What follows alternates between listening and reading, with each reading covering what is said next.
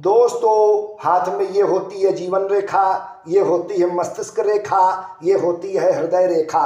हाथ में ये होता है सूर्य का पर्वत और हाथ के मध्य, हाथ के बीचों बीच यह होता है राहु का पर्वत और हाथ में कलाई के पास ये होता है केतु का पर्वत।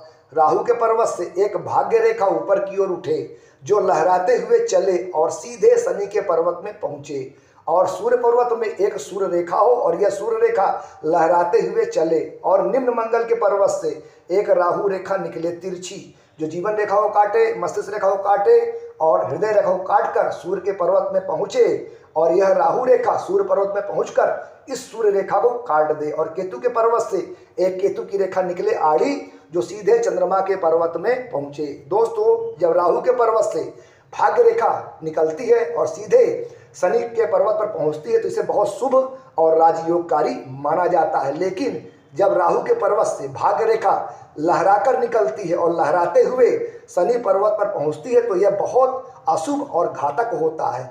राहु के पर्वत से जब भाग्य रेखा लहराकर निकलती है तो यह स्पष्ट इस बात का इशारा होता है कि जातक कालसर्प योग के विशेष प्रभाव में है, और इसी के साथ जब सूर्य रेखा भी लहराकर चलती है और इस सूर्य रेखा को निम्न मंगल के पर्वत से निकलकर राहु रेखा काट देती है और साथ में केतु के पर्वत से केतु की रेखा निकलकर चंद्रमा के पर्वत में पहुंचती है, तो इसका साफ मतलब होता है कि जातक कालसर्प योग के विशेष प्रभाव में है।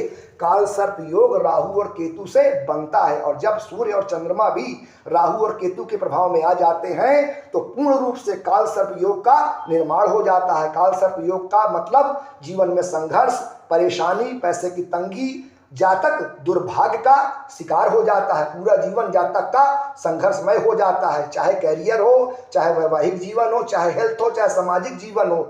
जीवन के हर पार्ट में जातक को समस्या होती है। विशेष तौर पर ऐसे लोगों की हेल्थ अच्छी नहीं रहती। भूत प्रेत, जादू टोना, ब्लैक मैजिक, निगेटिव एनर्जी से ऐसे लोग जीवन भर परेशान रहते हैं।